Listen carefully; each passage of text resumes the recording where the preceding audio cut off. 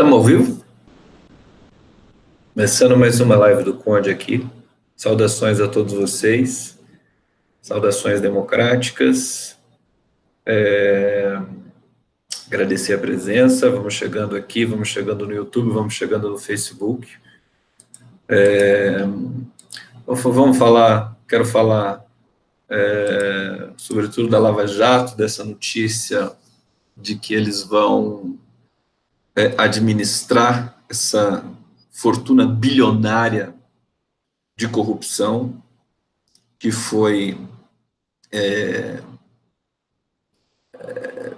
que foi paga em delação, que foi negociada com delatores e tudo mais, às custas de uma indústria da delação, às custas de um protocolo judicial bastante suspeito para o mundo todo, e nós temos aí praticamente a iminência de um Estado paralelo, né, com a Lava Jato, quer dizer, 2,5 bilhões de reais é o Estado paralelo, né?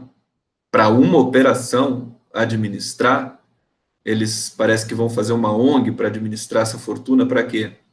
Para deixar a Lava Jato, enfim, com mais, se alastrar mais ainda pelo país todo, pelas universidades, por tudo que for lugar, um Estado paralelo dentro do Estado brasileiro, quer dizer, mais um golpe dentro do golpe, um absurdo.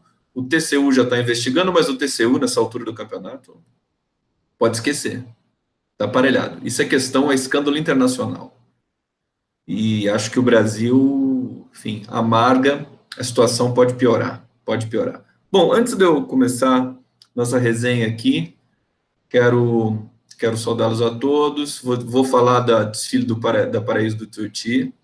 Quero comentar isso com vocês aqui, na humildade, porque muita gente já sabe que eu não senti que funcionou aquilo como metáfora para o Lula. Funcionou como outras coisas. Mas aí a gente aproveita para fazer um mergulho na teoria linguística, né? Porque metáfora também, existe um protocolo para se produzir metáfora eficiente, né? E aí a gente pode comentar sobre isso também. Mas eu quero começar efetivamente hoje. Eu compartilhei um post da Lurian, Lula da Silva, filha do Lula. Ela compartilhou umas fotos inéditas do Arthur Araújo Lula da Silva. Agora há pouco eu compartilhei. E realmente a gente fica emocionado de novo, né? Eu queria começar lembrando do menino Arthur, porque as fotos que a Lurian compartilhou, ele é muito lindo, né? Mas não só isso, é um menino alegre, era um menino alegre, brincalhão, amigo.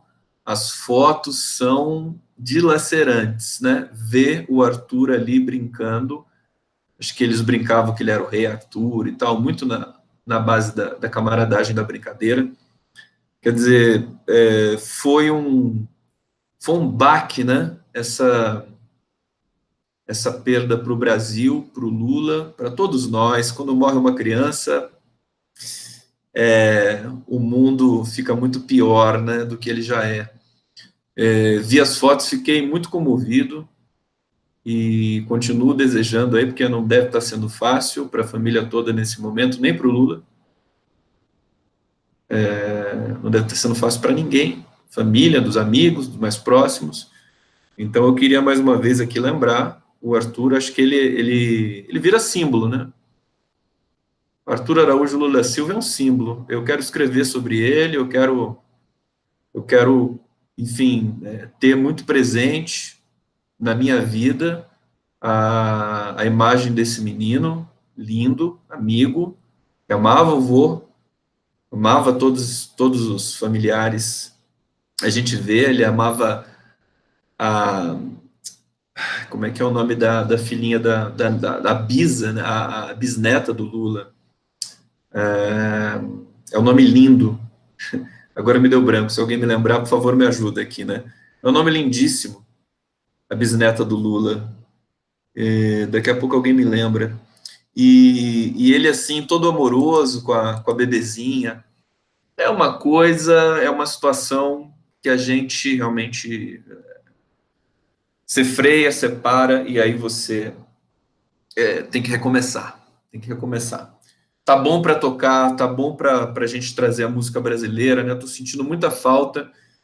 Ana Lua, ai, desculpa, obrigado, Cida Figueiredo, né? Ana Lua, a bisneta do Lula. Linda e o chamego todo do Arthur com a Ana Lua, né? Coisa mais linda do mundo.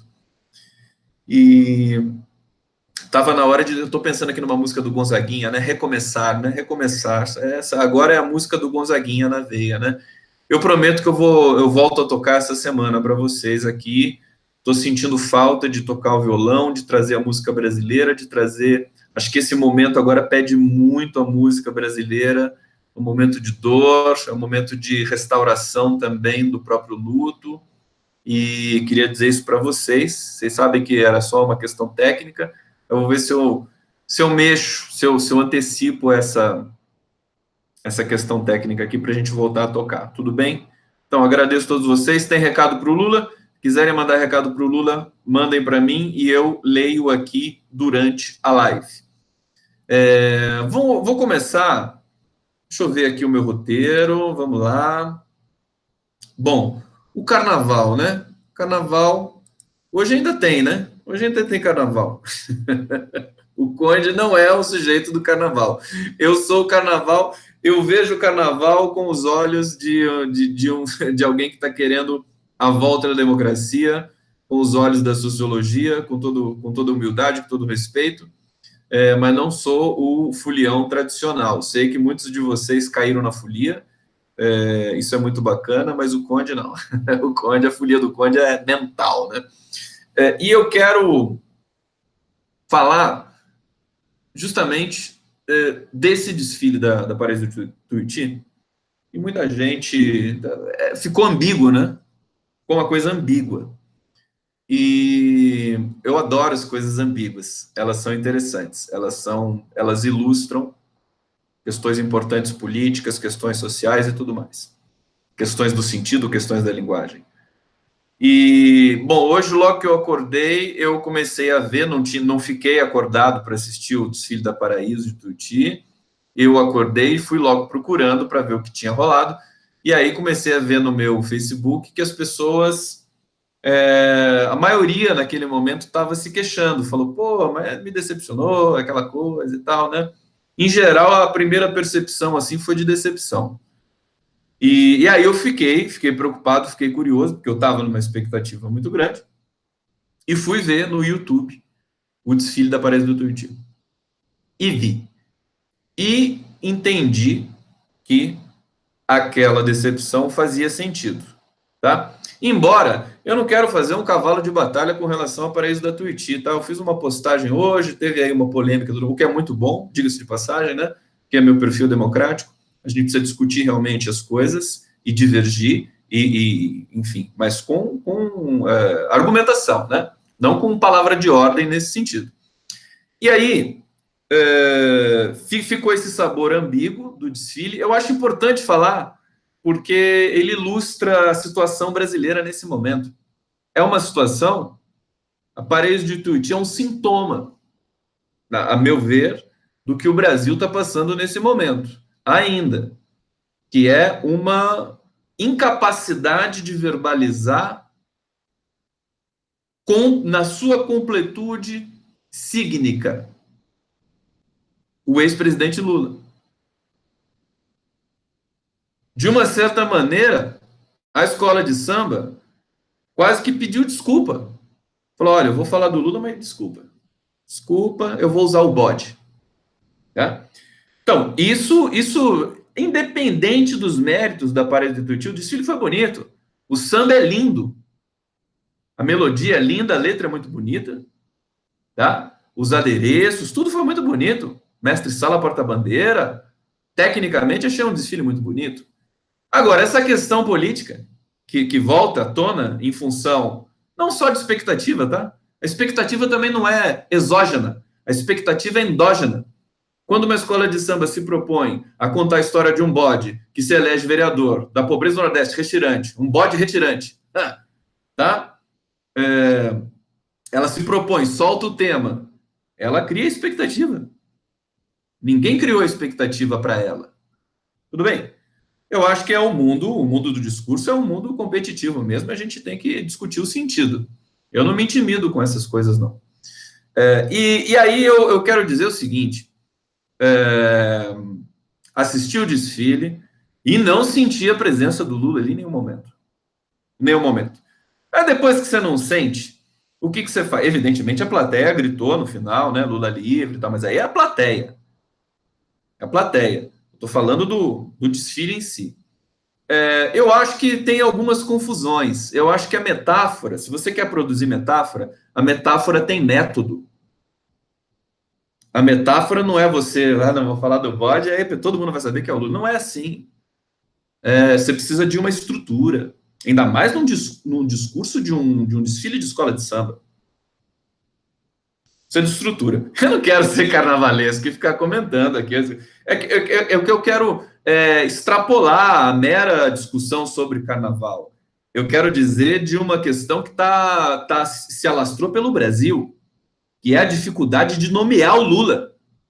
A dificuldade de trazer o Lula, sabe, com o seu nome, pelo menos inteiro, licenciado, colocado, edificado, para que nós possamos, né? Porque se você não traz o nome, você não tem movimentação. Não pode ser uma coisa assim solta no espaço. Tudo bem? Estão me acompanhando até aqui? Então, assim, primeira coisa, o Lula não é salvador da pátria. Eu vi que tinha lá, não sei se é um trecho da música ou se é um trecho do release que eles soltaram. O Lula não é salvador da pátria. Nunca quis ser.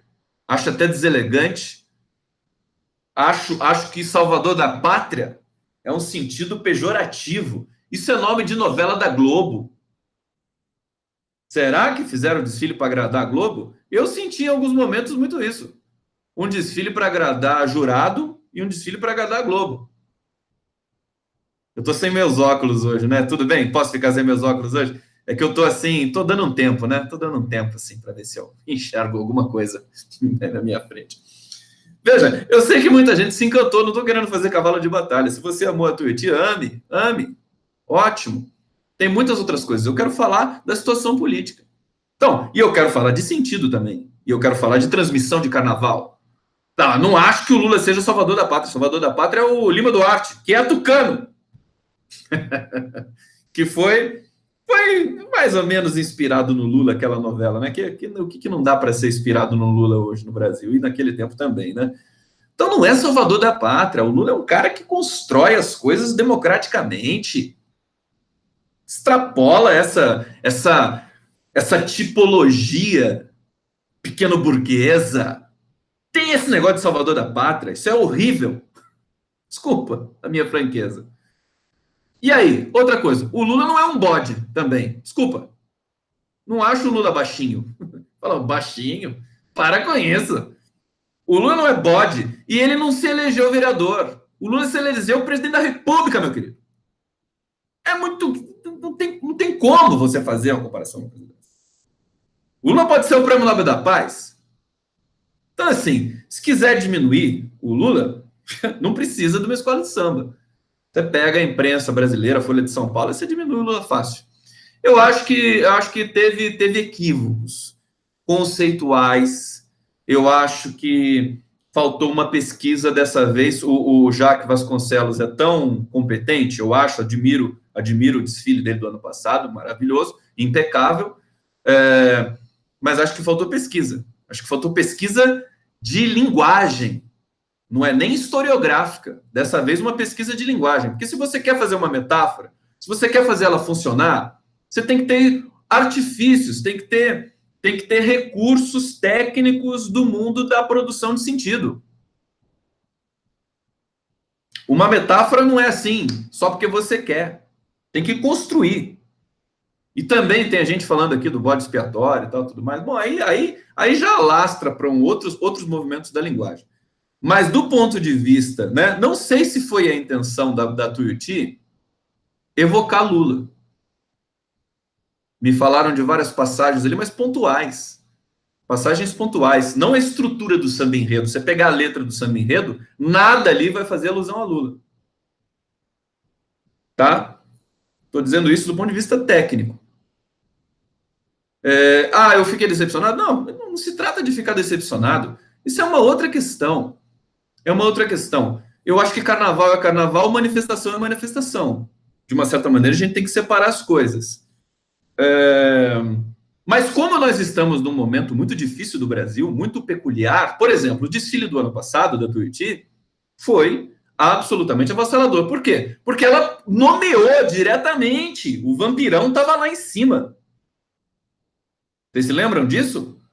Aquele carnavalesco que inclusive foi hostilizado depois, o vampirão estava lá em cima do carro alegórico.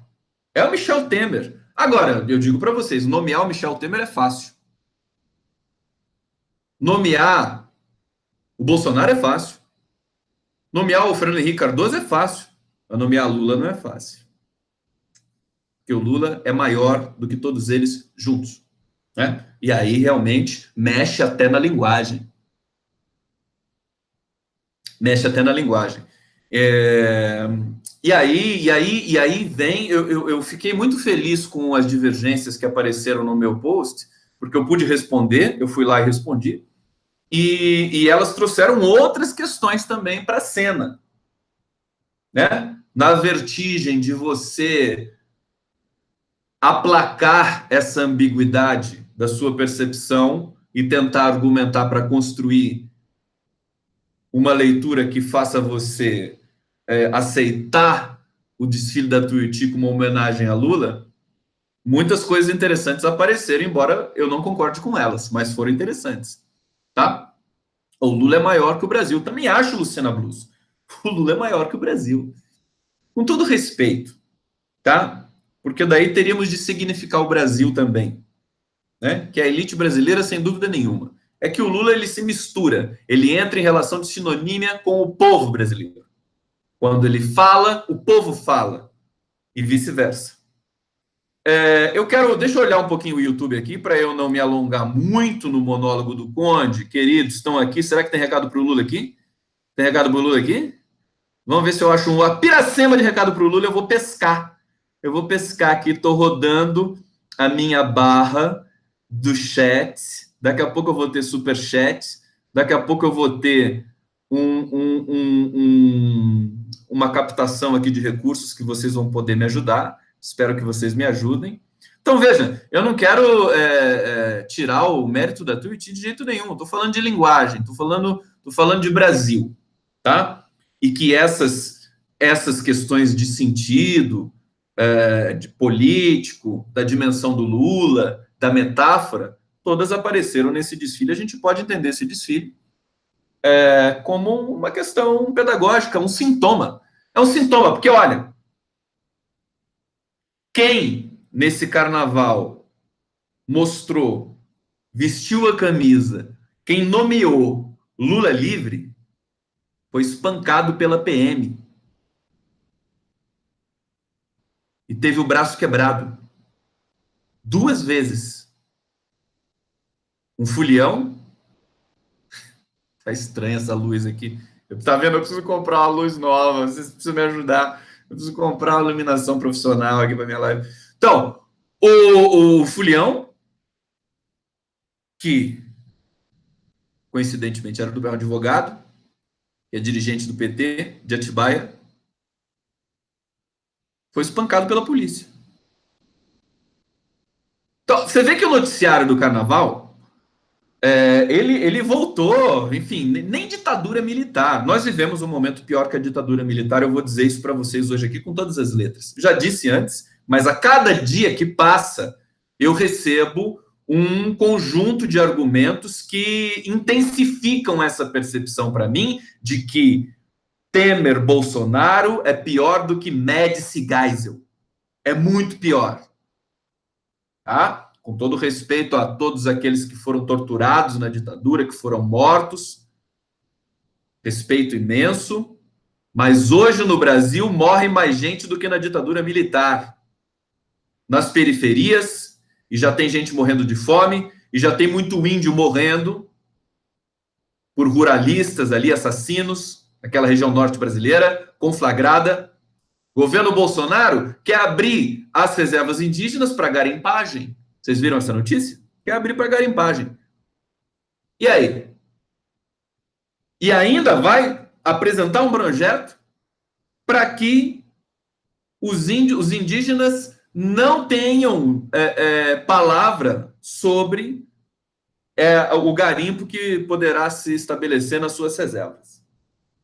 Tá? Essa é a onda ideológica desse governo que se estabeleceu aí. Então, nem os militares eram desse nível de barbárie. A gente sabe que no mundo da tortura e da morte, Coronel Ustra e companhia, aí sim nós tínhamos a pior desumanidade possível presente na nossa triste ditadura militar. Mas hoje, queridos, a escala é maior, né? A escala de homicídio, de assassinato, de terrorismo oficial, estatal é muito maior. Tudo bem? Então, deixa eu voltar para a questão do desfile da Tuiuti, porque me interessa algumas questões ali. Então, vou falar justamente da ditadura, né? O que uma colega minha falou a respeito, enfim, para dizer que a parede de Tuiuti fez uma metáfora? Não, foi uma metáfora. Uma metáfora. Em primeiro lugar, eu disse o seguinte: o Brasil sangra. O Brasil está sangrando. Quando você sangra, de preferência, é melhor você falar aquilo que está doendo e não usar metáfora. Tá? Concordam comigo? O Brasil sangra. Então, temos de ser diretos na linguagem, sem metáfora. Ah, mas o carnaval é carnaval, manifestação é manifestação. Tudo bem, beleza. Não tem problema. Carnaval faz metáfora. Né? Aí ela falou, o Chico Buarque fez metáfora. O Chico Buarque, a ditadura teve muita metáfora? Teve. Os anos 70, Gonzaguinha, música que eu gostaria de tocar hoje para vocês aqui, Recomeçar do Gonzaguinha, Sangrando do Gonzaguinha. Quando eu soltar a minha voz, por favor, entenda que palavra por palavra eis aqui uma pessoa se entregando, sangrando. Ora, eu que sou músico, que amo a música brasileira, eu amo a metáfora. Eu acho a metáfora um recurso absolutamente vital para qualquer existência de qualquer tipo de linguagem, sem dúvida nenhuma. Agora, a metáfora, ela tem um método, ela tem um contexto de emergência. Ela dialoga com a história. Se ela não dialogar com a história, ela não é metáfora, ela fracassa, ela vai ser uma outra coisa. Ou seja, o Chico Buarque dialogou com a história nas composições que ele fez. Amanhã vai ser outro dia, amanhã vai ser outro dia. Estava dialogando concretamente com a ditadura militar, sem dúvida nenhuma. Tá? Mas eu quero dizer o seguinte, numa das diferenças, né, da ditadura militar para o que nós estamos vivendo hoje. A ditadura militar, quem vivia nos anos 70, e a gente recupera isso, eu não vivi nos anos 70, mas a gente recupera isso pela história, pela canção, pelos relatos, pelo que sobrou do jornalismo que foi feito naquele momento, eles estavam cientes de que a ditadura não ia acabar ali na esquina. A ditadura ia durar mais, né? 73, 74, né?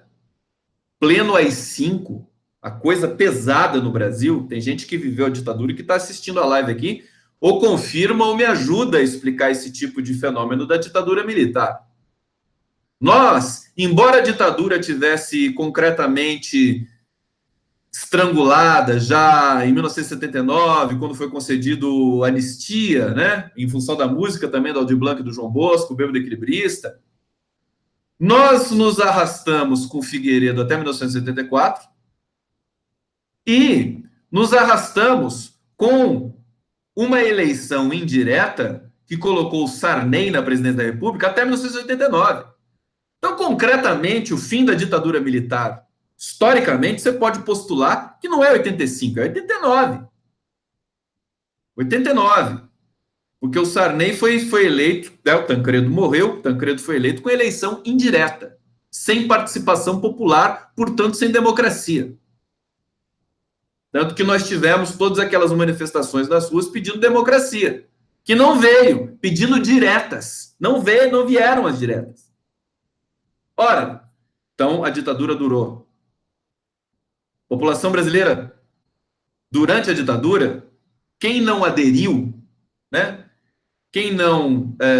Muita gente silenciou, muita gente aderiu, e muita gente queria respirar a ditadura militar, e aí partiu para a arte, e aí partiu para fazer metáforas. Porque se não fizesse metáforas, seria preso e morto, provavelmente. Por isso que o Chico Buarque fazia metáforas. Certo? Bom, tem gente dizendo, rumores, que a Paraíso de Tuiuti enfrentou censura, que tiraram pedaços do carro alegórico, que ela traria outros elementos, e aí eu tenho de dizer, né, que talvez por isso tenha falhado essa estrutura metafórica dela, metafórica da Paraíso, para produzir, a evocar a imagem de Lula, porque se eles foram censurados com alguns carros ou com algumas intervenções carnavalescas, prejudicou a construção do samba enredo e da metáfora. Tudo bem? Então, eu não sei. Acho que precisa averiguar, né? Se ela sofreu pressões, porque o último carro quebrou. Ninguém sabe direito por quê até agora. E é uma questão da gente pensar, da gente entender. Tá certo? Então, eu acho que a ditadura militar, nesse sentido, nós tivemos ali uma profusão de metáforas que foram eficientes. Ora, por exemplo, então, se você tomar o desfile da Paraíso do Tuiuti de 2018, está extinta a escravidão, meu Deus, está extinta a escravidão, ali você não tinha metáfora, ali era papo reto, direto. Se você pegar o desfile da Mangueira, tem metáfora, é Marielle Franco, entendeu? Agora, veja qual é a dificuldade, como a questão do Lula, ela transcende a própria manifestação democrática de carnaval. Você tem uma interdição, que é uma interdição quase que estrutural hoje do brasileiro. Tem medo de falar do Lula, por quê? Por que as pessoas têm medo de falar do Lula diretamente? E da Marielle, não. Evidentemente, eu sei a resposta. Por quê? Porque existe retaliação. Existe retaliação. As pessoas têm medo. Existe retaliação, e aí você vê o Fulião, que teve o braço quebrado pela PM, por quê? Porque ele estava com o Lula livre escrito na camisa. Então você percebe que hoje, ainda no Brasil, quem se manifesta favorável ao Lula, em certos contextos, diga-se de passagem, sofre retaliações. E em outros não, haja vista o Nordeste, haja vista manifestações por Lula livre, a vigília que está lá, nós temos manifestações, mas, sabe, ainda existe esse clima de interdição, sobretudo agora, me parece, numa escola de samba que não teve a condição de nomeá-lo. Será que ela foi proibida de nomear Lula? Bom, isso é uma questão. Isso é uma questão que eu não queria deixar passar batido para vocês, né? Deixa eu ver se tem mais alguma coisa aqui. Então, não acho que Salvador da Pátria seja um conceito interessante para a gente recuperar, que o Lula não é Salvador da Pátria. Salvador da Pátria é uma coisa que soa demagógica demais para se aplicar ao Lula, tá? E acho que ele sempre rejeitou esse tipo de rótulo. E aí eu tenho uma questão, eu tenho um desafio para vocês, né? Aí, comprovando minha tese aqui, né? Se a Paraíso de Tuiuti tivesse efetivamente obtido sucesso na construção dessa metáfora de que o bode é o Lula, tal, aquela coisa, o país não estaria falando de outra coisa agora. Concorda? O país estaria falando só disso, desde as 4 horas da manhã, quando terminou o desfile da Paris do Tuiuti. Né? Não estamos falando disso. Por que nós não estamos falando disso? Porque não mobilizou os sentidos do Lula. Lindo, ó, Paris do Tuiuti pode até ganhar o carnaval, mas não mobilizou o sentido de Lula. De Lula. Entendeu? Falou genericamente da democracia e tudo mais. Aí eu pergunto, a essa altura do campeonato, falar genericamente da democracia? Complicado, complicado. Acho que a gente perdeu uma oportunidade, o Jacques Vasconcelos perdeu uma oportunidade de realmente rasgar como ele rasgou em 2018. E aí eu falo para vocês a comparação, quer dizer, quando o cara faz o carnaval, é que nem o mundo, a indústria fonográfica, o mundo do rock and roll. Quer dizer, depois de Rubber Soul dos Beatles, putz, um disco maravilhoso. Vai ser impossível o cara fazer, a banda fazer um outro disco tão bom depois daquilo lá. Aí eles fazem um álbum branco, né? Não sei qual que é o disco depois de Rubber Soul. O Leonardo Atush sabe, porque ele é fanático, né? Mas, entendem? Depois de um disco cinematográfico, que foi o desfile da escravidão da Tuiuti, você fica na expectativa de que o outro, né? Vai ser impossível você se equiparar àquilo que você acabou de fazer, dada a dimensão do talento, de todos os sentidos que foram mobilizados ali naquele trabalho anterior, naquele álbum anterior. Então, então fica.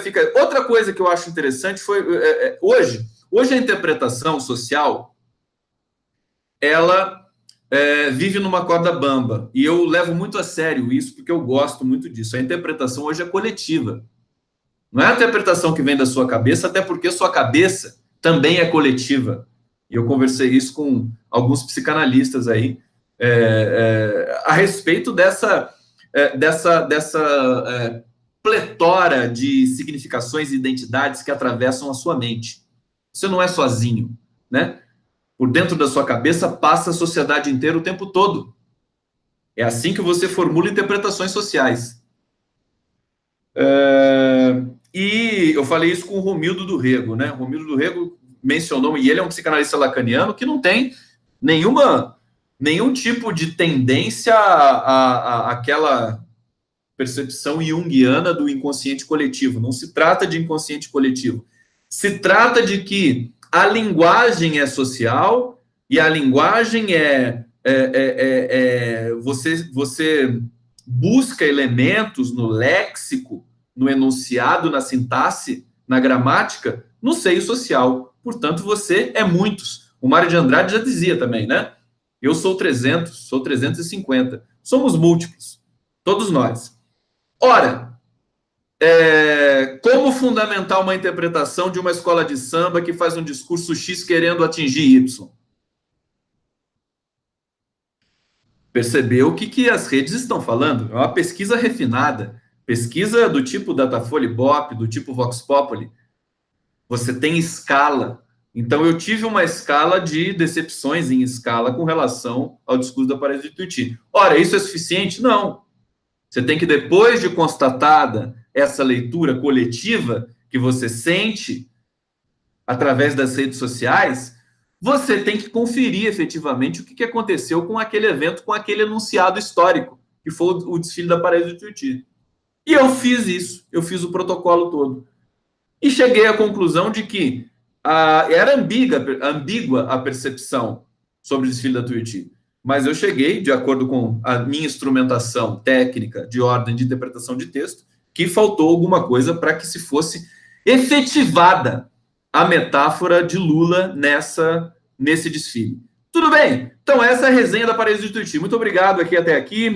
Estamos na metade da live. Vamos ler algumas mensagens de vocês aqui. A Tuiuti fez o que deu sem cobrar posicionamento declaradamente político. Muito bem, Eugênio Gifone. Acho que não é uma questão de cavalo de batalha. Fez o desfile. Agora, teve uma expectativa, teve aquela coisa assim, putz, o bode é Lula? Não, para com isso, cara. Meu Lula não é bode, não, cara. E não é vereador também. O cara é presidente da República e Nobel da Paz. Bom, vamos ver aqui, tem gente falando do Legião Urbana, Legião Urbana sem Renato Russo, Queen sem Fred Mercury. O desfile da Tuiuti foi isso. Lembrando que pode ter sido pressão ou boicote das escolas grandes. Pode mesmo, Maria Silva dizendo isso aqui. Interessante sua leitura, Maria Silva. Vamos ver se tem mais aqui. Meu recado para o Lula ficou pela metade. Querido presidente, vá para casa viver. Será nosso presidente para sempre, com saúde. Sempre fui Lula, morrerei Lula. A Mariames Negreiros. Então vai lá, a Janaína Miranda. Vamos ver o que ela vai dizer. Desfile da Tuiuti foi institucional.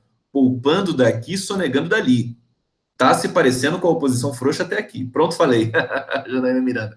Eu senti que talvez pudesse ter rolado um flerte da Tuiuti com a Globo, né? Falou, não, tipo, a gente sacaneou vocês o ano passado, agora a gente vai pegar leve, né? Porque, sabe, será que tem alguma limitação de dizer o nome de Lula na avenida? Será que tem? Eu não sei, porque pode ter, realmente. A Marielle morreu, já morreu. Aí, evidentemente, a gente tem aí um outro regime de permissões políticas, né? Mas será? Será? Eu não me lembro se o Lula foi, acho que foi homenageado por uma escola quando ele saiu da presidência. Se alguém puder me confirmar isso, eu acho que o Lula já foi homenageado por uma escola de samba. Bom, vamos ver. Vamos ver. É que a situação, queridos, está muito extrema, está muito difícil. Nós estamos todos muito sensíveis a tudo.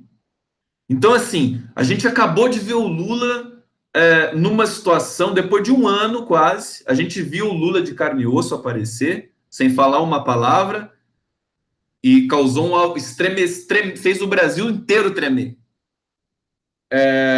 E sem contar da tragédia que foi a perda do neto. Ora, nós estávamos muito sensíveis com relação a Lula. Então, qualquer coisa que fosse direcionada ao Lula teria de ser muito bem direcionada. Tá? Acho que esse sentimento é o que fica. A Tuiuti ficou com medo do que aconteceu no passado. Ela sofreu com repressão, mandaram tirar faixa, o exército, vê como é a repressão do Rio. Presta atenção, não dá para ser valente pobre. Denise Antônia metendo a boca aqui. Vou ler de novo o comentário da Denise. Ó. A Tuiuti ficou com medo do que aconteceu no passado. Ela sofreu com repressão, mandaram tirar a faixa e o exército, né, quando ela voltou para a avenida, né, e o exército veio como repressor no Rio. Presta atenção, não dá para ser valente pobre. Forte o que você está falando, obrigado, Denise Antônia. E eu diria o seguinte também, a Mangueira nomeou e trouxe a Marielle Franco para a avenida, sem metáfora. E ela foi muito corajosa, Mangueira, porque o problema ali no Rio, com relação à execução política da Marielle Franco com 4 tiros na cabeça e do seu motorista. Como é que é o nome do... Agora me deu branco de novo, estou esquecendo umas coisas, porque são muitas coisas na cabeça, né? Anderson Gomes, né?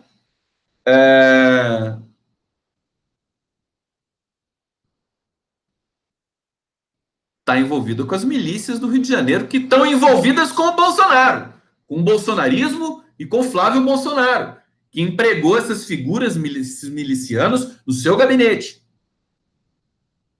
Então eu diria que a Mangueira foi corajosa. Eu conversei, vocês viram que eu conversei com o Tonico Pereira, né?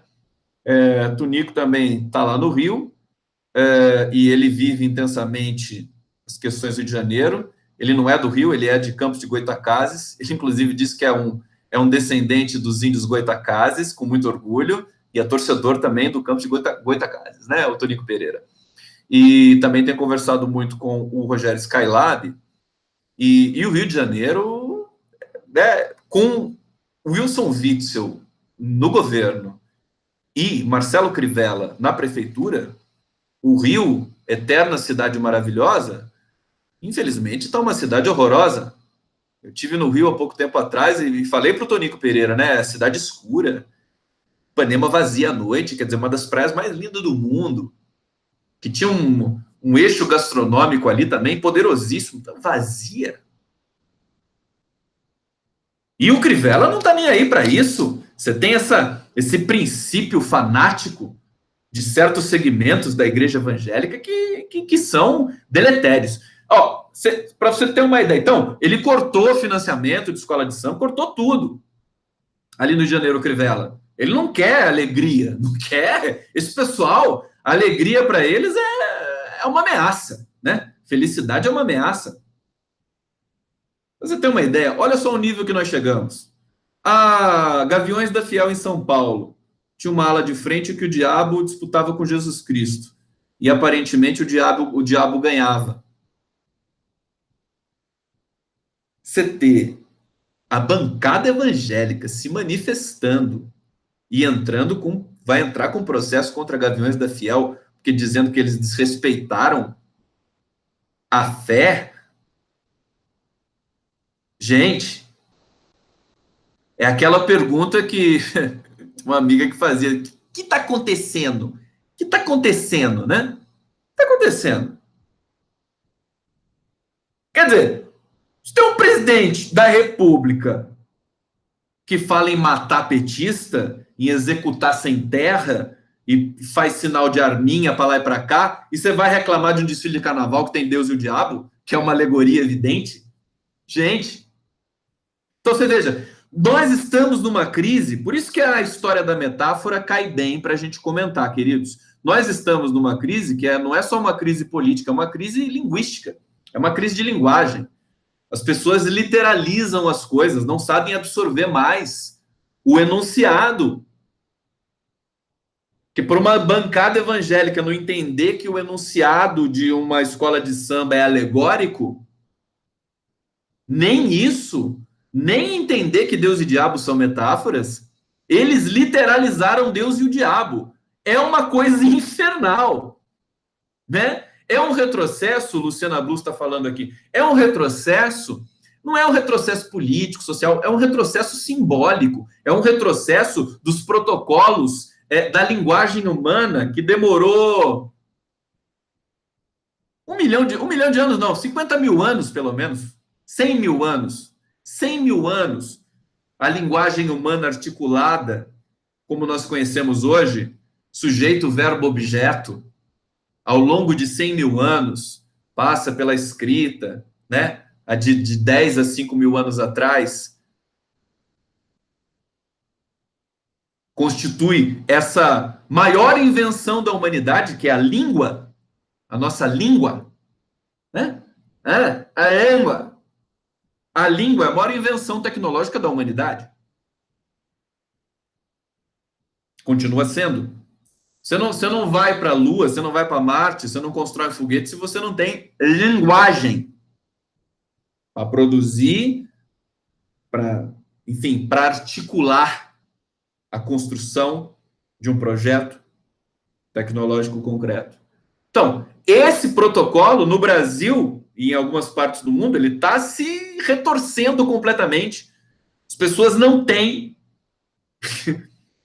mais essa moeda da metaforização e da literalização está desregulada. Aí o que você sugere, Conde? Putz, análise para todo mundo, psicanálise para todo mundo. Não dá, não tem como. É preciso ter uma ação política potente, né? Que rasgue, que rompa com essa apatia, com essa paralisia e com esse retrocesso nas próprias no próprio terreno da enunciação humana, da representação. Vamos avançar um pouquinho mais, tudo bem? Vocês estão acompanhando aqui? Inscreva-se no canal do Conde. Vamos ver se tem mais comentários aqui, se tem recado para o Lula. Cadê o recado? Cadê o recadinho? Cadê meu coraçãozinho? Faz tempo que eu não peço coraçãozinho. Vocês estão com saudade de eu pedir coraçãozinho? Manda coraçãozinho pro Conde. Muito obrigado. É muito bom. Eu preciso do coraçãozinho. Olha só. Deixa eu ver aqui. Viu, Conde, você está respondendo do porquê a Tuiuti foi metafórica. Imagina que cheio de empresas, igrejas, milícias, opressão pelo exército. Valeu pelo carnaval que desmascara os laranjas. Denise Antônia dizendo de novo aqui, a Denise que lacrou no comentário. O Rio de Janeiro está num momento difícil, realmente. Não que São Paulo esteja melhor, mas o Rio de Janeiro sempre representou pequenininho, eu sempre tive muita inveja.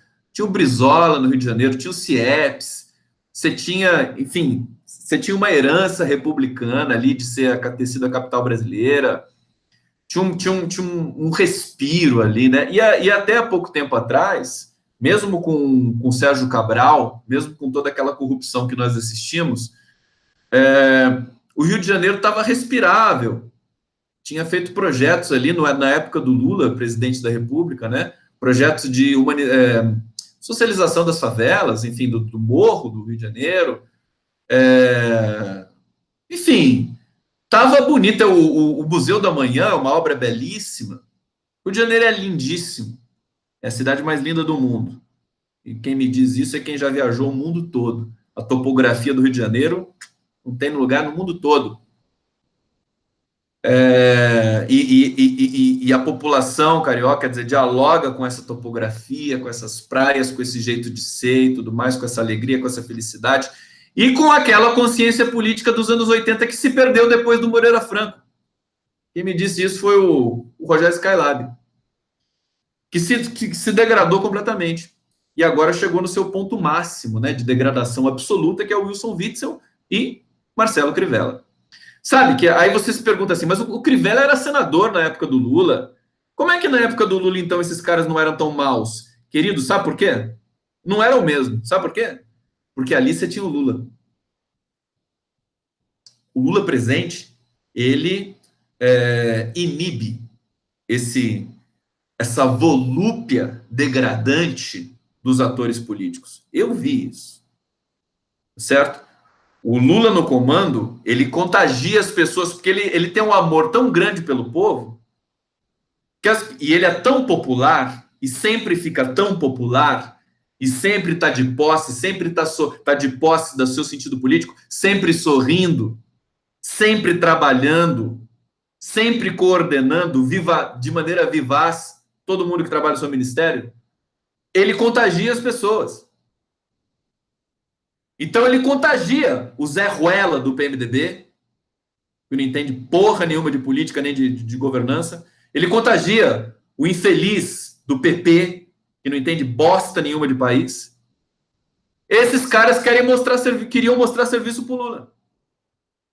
Evidentemente, eles praticavam lá as corrupções deles, dentro dos partidos deles, que não tem compromisso com nada, que são diferentes, são o oposto do PT, em tudo, né? Mas, eventualmente, isso tinha um poder de escala. Eventualmente, eles queriam agradar o Lula fazendo projetos que fossem em benefício do povo. Então, você tinha uma diferença muito grande. Agora, o que você tem lá, nesse lugar? Primeiro que é o lugar que está vazio. O Bolsonaro não ocupa essa cadeira. Ele está num lugar ali um pouco subalterno, mas mesmo assim, qual que é a senha? Qual que é a senha deixada pelo Michel Temer? Matar, esfolar, linchar e pisar nas pessoas, né? É por isso que você tem o aumento da violência contra a mulher, você tem o aumento da violência generalizada nas ruas, o aumento da mortalidade infantil, que é um absurdo inacreditável.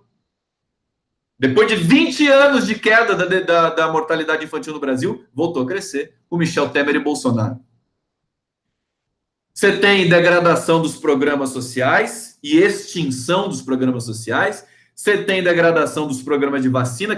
Hoje eu conversei com a Daphne Ashton, psicanalista que morou no Canadá há um tempo, apresentadora do programa Por Elas, da TV 247, que eu recomendo, que é muito bonito, que vai ao ar todo sábado, que são 3 grandes apresentadoras que falam sobre política, e eu acho que a cena digital como um todo, a Andréia, a Nani e a Daphne, tá? São 3 lindas mulheres que estão lá trazendo uma visão que não é uma visão feminista, é uma visão política da mulher. É uma coisa poderosa. Acho que tem muito pouca mulher. O meu público é muito feminino, eu fico muito feliz, me sinto muito privilegiado por isso. Não sei qual que é a relação, mas o meu público é muito feminino. Eu acho que o público feminino digital é muito atuante, mas eu preciso ver as mulheres nas posições de coordenação e de articulação na cena digital. Eu continuo vendo pouco e continuo infeliz por isso. Claro que elas estão aí em vários sites, tem o GLE10, tem outros sites, tem a agência pública, tem muitas mulheres, mas eu acho que as mulheres... Não estou cobrando as mulheres, eu estou cobrando a sociedade toda, para que elas enunciem mais, porque Eu acho que a mulher tem uma maneira de lidar com as ideias, que é uma maneira que a gente não explorou tão bem ainda, nós precisamos explorar isso. E aí basta você ver, por exemplo, se você quiser fazer uma, uma estatística da corrupção, da violência, dos agentes da corrupção e da violência, você vai ter 99% de homens e, se muito, 1% de mulheres. Então, por que vocês acham que eu quero mais mulher na parada? Na política, no trabalho, na internet, no horizonte, em todo lugar. Quero. A mulher está lá tomando conta da casa, da família, né? Dos filhos, da educação. Está tomando conta. Você vê que o professorado do ensino básico é majoritariamente feminino. E daí a gente começa a perceber também por que o professor ganha tão mal, tanto em escola particular quanto em escola pública.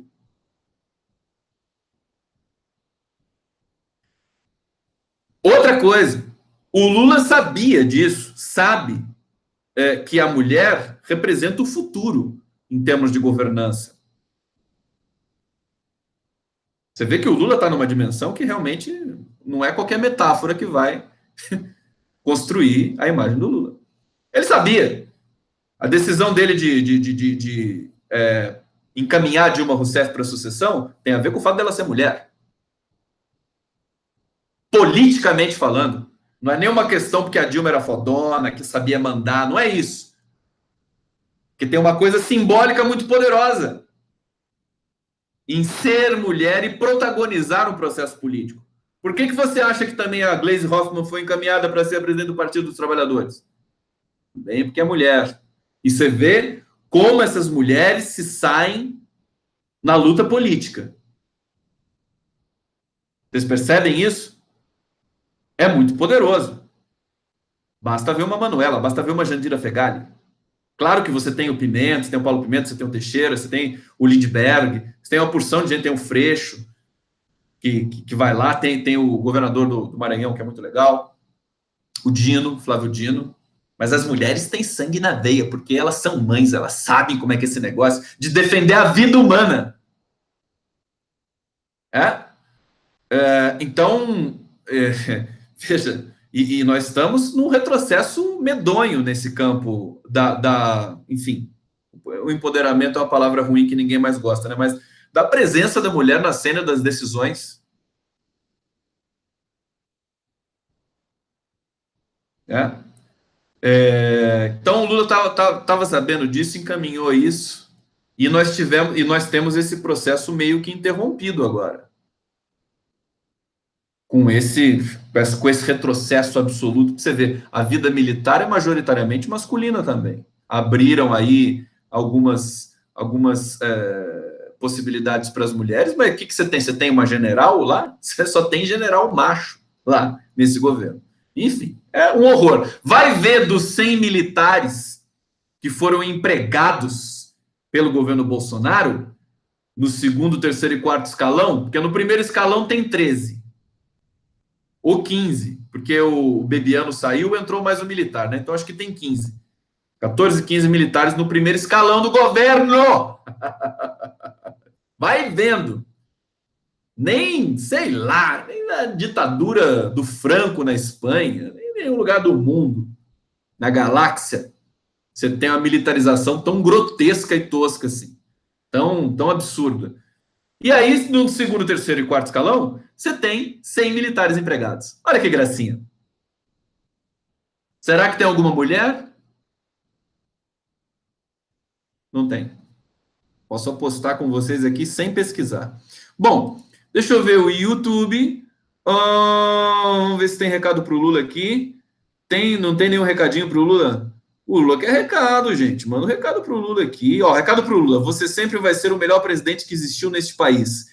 Peço a Deus que te dê força e te proteja. Te amo, meu presidente. Vânia Feitosa, muito obrigado. Mais um recado para o Lula aqui. Lula, resista, você não está só. Estamos reinventando a física, pois há muita gente com você nessa prisão. Resistiremos. Que bonito. Janaína, essa aqui foi a Lima Moreira, muito obrigado, Sueli. A Janaína Miranda também deu um recado para o Lula. Eu sei que você sabe, tu és a alma antiga e sábia. Sabe muito. Saberás ainda mais após essa experiência. Gratidão por ser contemporânea deste evento Lula na Terra. Que lindo, Janaína Miranda. Muito bonito. Vocês estão arrebentando no recado para o Lula aqui, hein? Estou gostando muito, tenho certeza que o Lula vai gostar muito também. Eu acho que esse recado da Janaína, o Lula, a gente sabe, a gente comentei com o Tonico, comentei na live de ontem, que ele realmente, ele não pensa como a gente, né? Ele é um ser humano de carne e osso, mas ele pensa, ele age, ele mostra para a gente, até pela sua soberania, quando nesse momento em que ele apareceu tomado de dor e de luto, que ele realmente age de posse do sentido histórico que ele tem. Então, ele está nesse lugar, ele está nessa prisão, ele está aprendendo muitas coisas ali dentro, ele está lendo coisa que ele não teria tempo de fazer aqui fora, está lendo muitas coisas, ele está escrevendo muitas coisas, ele está tendo acesso a uma porção de elementos, como essa própria live, como os programas da TV 247, outros programas da cena digital brasileira, que ele tem acesso, porque ele tem direito a ter lá uma TV, né? E jamais ele teria acesso a tudo isso se ele tivesse no Instituto Lula. Por quê? Ou na própria presidência da República, porque daí ele estaria agindo, ele estaria a todo vapor, como um animal político que ele é. Então, o que a Janaína disse é isso, quer dizer, ele, de repente ele faz uma limonada de tudo, quer dizer, um cara da dimensão do Lula, ele nunca tá acuado, eles não conseguem intimidar o Lula. Se prendesse o Lula nos anos 70, prenderam ele nos anos 80, né? Se prendesse o Lula lá atrás, talvez eles conseguissem ferir a potência política dele, que estaria naquele momento ainda inacabada, incompleta. Então, se eles prendessem o Lula lá, se o Romeu Tuma não solta o Lula lá na ditadura militar, talvez você tivesse um processo interrompido aí e ele, né, não se transformasse naquilo que ele se transformou. Mas agora, prendeu o Lula com 72 anos, depois de tudo que ele passou, vocês acham que vai fazer cosquinha na lucidez daquele homem? Não vai fazer. Não vai fazer. Esse pessoal vai ser derrotado. Nós ficamos angustiados porque nós não somos Lula e nós pensamos com a nossa humilde subjetividade. Mas o Lula está em outro patamar e eu posso garantir para vocês que ele está assistindo tudo isso e tá muito forte, tá? Tá muito forte. Vamos lá, tem alguém me perguntando aqui, Conde, como podemos atuar num contexto tão negativo? Cláudio Anael. Cláudio Anael, eu acho que a diversidade ela é boa. Ela é boa para a gente dar respostas, tá? Acho que eu posso finalizar a live hoje falando sobre isso, né? O momento é realmente muito negativo, muito problemático. Nós temos coisas, por exemplo, essa Lava Jato, essa indústria. A Lava Jato montou uma ONG para administrar 2,5 bilhões, Dallagnol e Moro, nas mãos desses dois. Eles vão construir Estado paralelo. O Nassif está dizendo que o bolsonarismo morre, porque o bolsonarismo está morrendo, foi hostilizado até a medula nesse carnaval, e vai entrar no lugar dele a nova fase da Lava Jato. Uma nova Lava Jato, que destruiu o Brasil inteiro, destruiu a economia do Brasil inteiro, e agora eles vão partir para que estágio de destruição? Muito difícil. Como é que a gente vai reagir a isso? Bom, politicamente, o Lula pensa assim. Por enquanto eu estou com ele. Por enquanto eu não decidi pegar uma metralhadora e ir para Brasília. Por enquanto! Por enquanto. Por enquanto eu estou com o Lula. Politicamente a gente resolve. Com pressão, sem querer inventar a roda. Sem elixir de solução política. É fazer o que nós sempre fizemos. Conscientização, mobilização, discurso, articulação, pressão, denúncia, e tentando tentando sair da paralisia sempre, porque muitos de nós ainda do segmento progressista estamos paralisados. Nós estamos ainda perplexos com muitas coisas. Veja, o processo que se desencadeia não é por vontade própria de ninguém, ele é histórico. Precisa de condições específicas. Eu acho que essas condições estão dadas. Depois de um carnaval desse, depois da aparição do Lula, depois de um governo de joelhos, não tem nenhuma articulação, depois de um Sérgio Moro enfraquecido, tem o risco... Sabe quais são os dois grandes riscos hoje para nós? Eu vou nomear esses riscos e aí eu termino a live. Os dois riscos são, primeiro e mais deletério deles, as milícias digitais. Nós precisamos